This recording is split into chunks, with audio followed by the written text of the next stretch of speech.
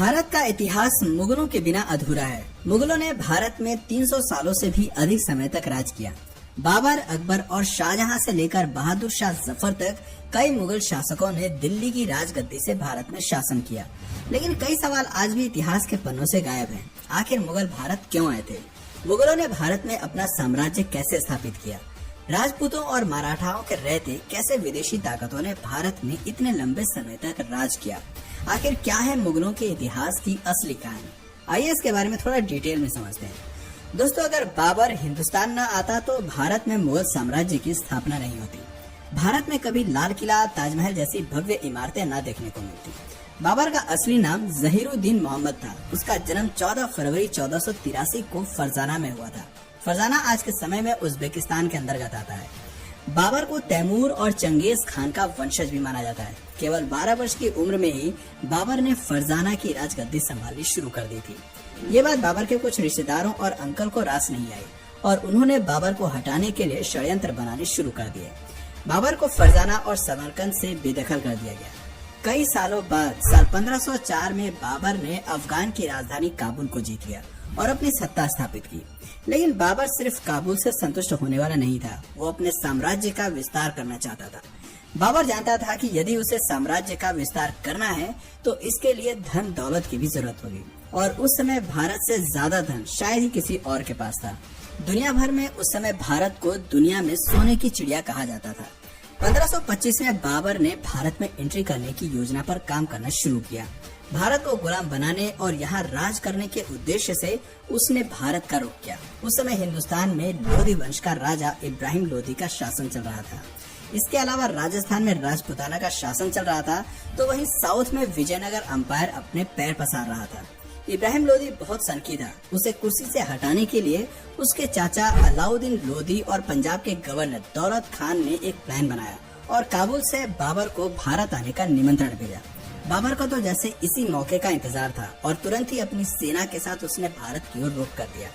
15 दिसंबर 1525 को उसने सिंधु नदी पार की। बाबर के पास सिर्फ 12,000 की सैनिकों की टुकड़ी थी।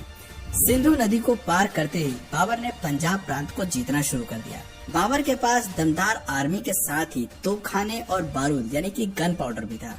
बैटल ऑफ पानीपत भारत की धरती पर लड़ा गया पहला युद्ध था जिसमें गन पाउडर का इस्तेमाल किया गया था।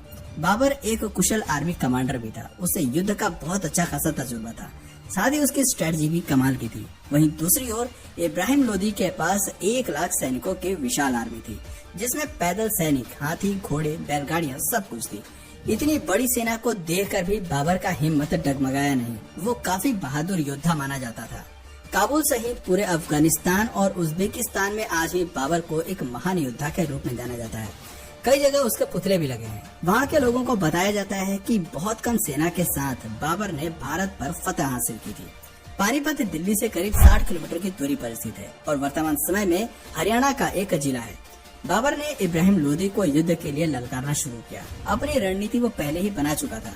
उसने दुश्मन के इलाके में एक खाई खुदवाई जिससे कि लोधी की सेना ज्यादा फैलाव न कर पाए और बाबर की सेना को आसान टारगेट मिल सके।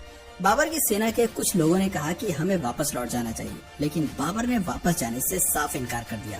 उसने कहा कि हम इतनी दूर आए हैं तो अब दिल्ली जीते बिना वापस नहीं लौटेंगे। बाबर अपनी सेना की प्लानिंग बहुत अच्छी तरीके से करता था। सबसे आगे स्काउट्स खड़े होते थे जो दुश्मन सेना की खबर बाबर तक पहुंचाते थे। उसके पीछे बैलगाड़ियां लाइन से खड़ी कर देता था। सभी बैलगाड़ी को चमड़े की बेल्ट से बांध दिया जाता था और उनमें थोड़ा थोड़ा गैप छोड़ दिया जाता था। उन गैप्स में सैनिक तीर कमान लेकर खड़े होते थे और बीच में थोड़ी थोड़ी दूरी पर ही तोपखाने भी तैनात कर दिए जाते थे। सैनिकों के पास जो तीर कमान होते थे वो भी कोई साधारण नहीं थे। उनकी डोरी खींचने में ही काफी ताकत लगती थी। एक तीर 600 मीटर की दूरी तक जा सकता था, जो करीब 7 फुटबॉल के स्टेडियम के बराबर है। हर 5 सेकंड में सैनिक तीर चला सकता था और एक तीर 4000 पाउंड का फोर्स क्रिएट कर सकता था। बाबर के पास एक वेल ऑर्गेनाइज्ड आर्मी थी।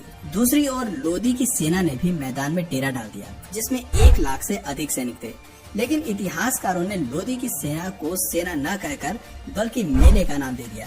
बाबर और लोधी दोनों ही सामने वाली सेना के पहले आक्रमण करने का इंतजार कर रहे थे। बाबर जानता था कि उसने पहले अटैक किया तो उसके जीतने की संभावना कम हो जाएगी। 19 अप्रैल 1526 की रात को वो अपनी सेना की एक छोटी सी टुकड़ी को लोधी के कैंप में भेजता है।